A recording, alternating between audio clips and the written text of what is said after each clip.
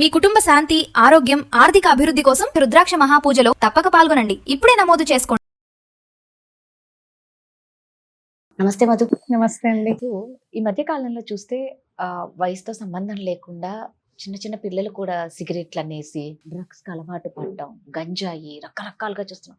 అసలు ఆ ఏజ్కి తగ్గవి ఏవీ చెయ్యటం లేదు. అంటే ఇలా చెయ్యడానికి ఫస్ట్ ఆఫ్ ఆల్ వాళ్ళకి ఎందుకు అనిపిస్తుంది? వాళ్ళ ఏజ్ ఏంటి? మామూలుగా అంటారు చూడు, అదేదో సినిమాలో ఉంది, అరే కాంప్లైంట్ తాగాల్సిన వయసులో నువ్వు అన్నీ చూసేస్తే ఇంకా ఈ వయసులో నువ్వేం చేస్తావు అన్నట్లు మహేష్ బాబు త్రిష అతడి సినిమాలో లాగా. అంటే ఆ వయసుకి అసలు నువ్వేం తీసుకోవాలా? ఎందుకు ఇలా పిల్లలు అయిపోతున్నారు? పేరెంట్స్ వాళ్ళ మీద ఎలా ఒక దృష్టి పెట్టాలి? చాలా మంది పిల్లల్లో ఏమవుతుందంటే ఇంతకు ముందు కూడా కానీ ఇప్పుడు కూడా కానివ్వండి, మనం ఏదైనా ఒక కోర్స్ నేర్చుకోవాలి, ఒక స్పోర్ట్ నేర్చుకోవాలంటే మనకు కోచింగ్ అవసరం. ఎక్కడ ఒక కోచింగ్ సెంటర్లో చేరుతాం, నేర్చుకుంటాం, తెలుసుకుంటాం, దాన్ని మనం ప్రాక్టీస్ చేస్తాం. బట్ మనకి ఇల్లీగల్ యాక్టివిటీస్కి ఎక్కడ కానీ కోచింగ్ సెంటర్స్ లేవుగా కదా, టీచర్స్ లేరుగా.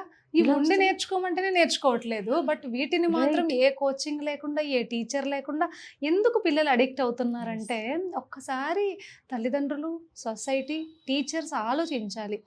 ఎందుకు అంటే ఫస్ట్ అండి, టీచర్స్ కావచ్చు, తల్లిదండ్రులు కావచ్చు, చదవండి చదవండి చదవండి అంటున్నారు, కానీ వాళ్ళకు ఒక గోల్ ఫిక్స్ చేయట్లేదు. గోల్ అనేది ఉంటే మనిషి ఆ వైపు ప్రయత్నిస్తాడు. లేదు అనుకోండి, టైంపాస్ చేయాలి, పీర్ గ్రూప్ ఏం చెప్తే అది చేయాలి. పీర్ గ్రూప్ ఇన్ఫ్లుయెన్స్ అన్నది చాలా పెరిగిపోయింది నవడేస్. దాంతోపాటు సోషల్ మీడియా, ఇంకా సోషల్ మీడియాలో చెప్పాల్సిన అవసరమే లేదు. సిగరెట్ తాగిన వాడే హీరో కదా, గంజాయి తీసుకున్న వాడే గొప్ప వ్యక్తి. సో అలాంటప్పుడు ఏమవుతుందంటే, వాళ్ళు చేశారుగా నేను ఎందుకు చేయకూడదు, వాళ్ళు తింటున్నారుగా నేను ఎందుకు వెళ్ళకూడదు అన్న ఆలోచనలు పిల్లల్లో రాను రాను పెరుగుతున్నాయి.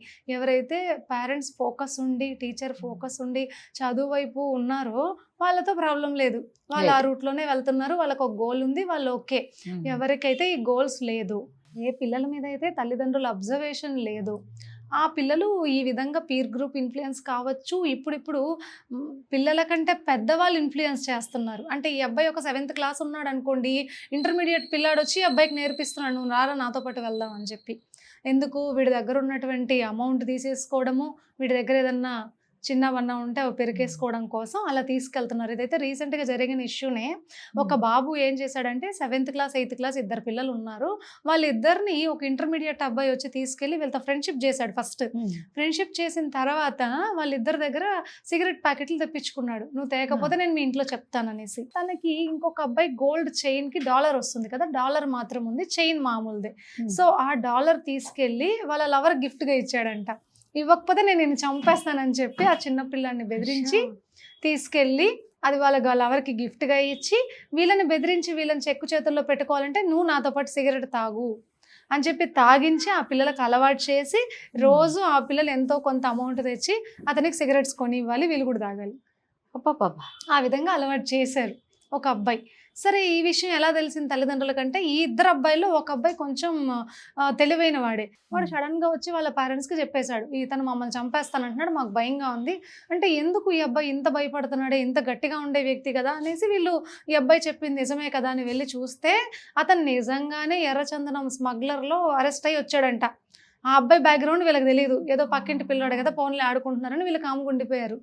వాడేం చేశాడు, ఈ పిల్లలిద్దరిని బెదిరించుకొని వీళ్ళ దగ్గర ఉన్నదంతా తీసుకొని ఇంట్లో డబ్బులు తీసుకురాకపోతే నేను చంపేస్తానని చెప్పి అన్నీ చేయించుకొని అంతా వాడుకున్న తర్వాత ఒక ఫైన్ మార్నింగ్ ఇంకా వీళ్ళ దగ్గర ఇవ్వడానికి డబ్బులు లేక, ఇంట్లో దొంగతనం చేయలేక వాడు వచ్చి చెప్పేశాడు. అప్పుడు తెలిసింది. ఇంకా అప్పుడు వెళ్తే నేను ఆల్రెడీ పోలీస్ స్టేషన్కి వెళ్ళొచ్చా, నన్ను మీరేం చేస్తారు, నేనే మిమ్మల్ని చంపేస్తానని వీడు పెద్దవాళ్ళనే బెదిరిస్తున్నాడు, వాళ్ళ పేరెంట్స్నే బెదిరిస్తున్నాడు. సావాస దోషాలు అనేది ఎంత ఇంపార్టెంట్ చూడండి. ఎప్పుడు కూడా పిల్లలు మన ఏజ్ కంటే, అంటే పిల్లల ఏజ్ కంటే పెద్ద ఏజ్ లో ఉన్న వాళ్ళతో తిరుగుతున్నారన్నా, అంతకంటే చిన్న ఏజ్ లో తిరుగుతున్నారన్నా మీరు ఒక్కసారి చూడాలి ఏంటి ఆ రిలేషన్, ఎందుకు ఆ రిలేషన్ జరుగుతుంది అని. ఇప్పుడు ఇండివిజువల్ గా మనకైనా కూడా మన ఏజ్ గ్రూప్ వాళ్ళే మనకి ఫ్రెండ్స్ అవుతారు, వేరే ఏజ్ గ్రూప్ వాళ్ళకి మనకి సెట్ అవ్వదు ఎక్కడ కదా. కానీ వీళ్ళు సెట్ అవుతోంది అంటే ఎక్కడో లింక్ ఉంది అనేది అర్థం చేసుకోవాలి ప్రతి తల్లిదండ్రి. సో వీళ్ళు ఎవరితో వెళ్తున్నారు, ఎంతసేపు వెళ్తున్నారు, వెళ్ళొచ్చిన తర్వాత ఎలా ఉంటున్నారు అన్నది కూడా ఫోకస్ చేయాలి. పిల్లలు ఎందుకు చెప్పట్లేదంటే వాళ్ళకి భయం, వీడేం చేస్తాడో చంపేస్తాను అన్నాడు కదా అనే భయం ఉంటుంది. సో ఎప్పుడైతే పేరెంట్స్కి పిల్లలకి మంచి కమ్యూనికేషన్, మంచి బాండింగ్ ఉందనుకోండి, అప్పుడు చెప్తాడు ఆ అబ్బాయి ఖచ్చితంగా, నాన్న ఇలా జరిగింది, నాకు భయంగా ఉంది అని చెప్పి చెప్తారు కదా. ఆ బాండింగ్ లేదనుకోండి, వీళ్ళు మన వాళ్ళు ఎక్కడ కొడతారని భయంతో చెప్పరు. సో జరగాల్సిన నష్టం ఏదైనా జరిగిపోవచ్చు. కాబట్టి ఫస్ట్ బాండింగ్ అన్నది బాగుండాలి. పిల్లలు ఏం చేస్తున్నారో టైం టు టైం మనం అబ్జర్వ్ చేయాలి. టైం టు టైం వాళ్ళకి మనం టైం ఇవ్వాలి. వీక్లీ ఒక 1 డే అయినా మొబైల్ పక్కన పెట్టి, మీ పనులు పక్కన పెట్టి పిల్లలతో స్పెండ్ చేయాలి ఖచ్చితంగా ప్రతి తల్లిదండ్రి. అప్పుడు మాత్రమే వాళ్ళ నుంచి వచ్చే కాంప్లికేషన్స్ని మనం అవాయిడ్ చేయగలం. లేదు అంటే ఇలాంటివన్నీ ఫేస్ చేయాల్సి వస్తుంది. సో మీరు ఎంత కష్టపడి సంపాదించి ఎన్ని సాధించి పెట్టినా పిల్లలు బాగోలేకపోతే ఒక రోజు బాధపడేది మనమే కదా.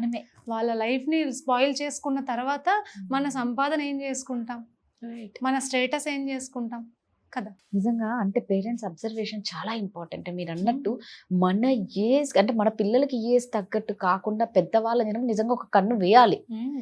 ఏముందిలే మనోడు ఏం చెయ్యడులే, మన ముందర అందరూ బాగుంటారు ఇంట్లో పిల్లలు. గడప దాటిన తర్వాతే కదా వాళ్ళ నిజ స్వరూపాలు బయటపడేవి. Thank you. ఎస్ అండి.